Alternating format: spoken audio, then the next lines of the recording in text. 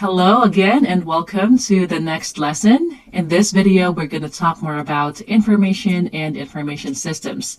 So what is information? So that's just basically your data assets. Now, in this world today, data assets would be the organization's most valuable asset. And that's just a fact. And that's why organizations do their best and spend a lot of money to protect the data.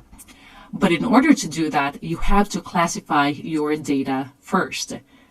And that could be critical data, restricted data, classified, sensitive, internal data, or even public. Now, it depends on where you work, depending on the organization, if it's a government agency or if that is a private organization, they will actually classify data differently. But these are the common classification of the data, and you have to be familiar with it. And why do organizations classify their data? Well, they do that because they want to put different levels of protection depending on the sensitivity or criticality of the data. So you have different protection, different handling of the data. You also have different disposal method for the data that you have. And that's why organizations really need to have that data classification as one of their top priorities when it comes to placing security controls. So now you also have public data. Now, public data is very important for the attackers. They use public data in order to get to employees and eventually to get to the systems and to the data. So again, attackers use public data for their intelligence and for their research in order to actually plan their attacks. So what about information systems? And I'm sure that you heard me say information systems a lot.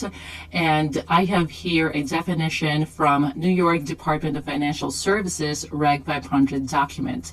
Now, I just can't find a better definition for information systems because actually this term does not cover just computers or servers or mobile devices. It can be a lot more than that.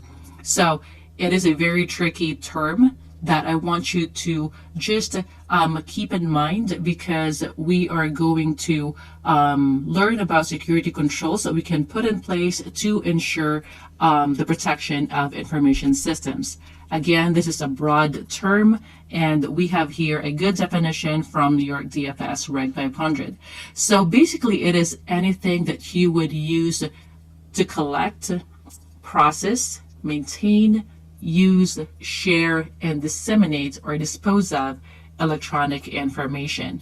And of course, we have here any specialized systems such as industrial or process control systems or ICS, telephone switching and private branch exchange systems, and environmental control systems. So again, this information systems term is very broad, so just keep that in mind.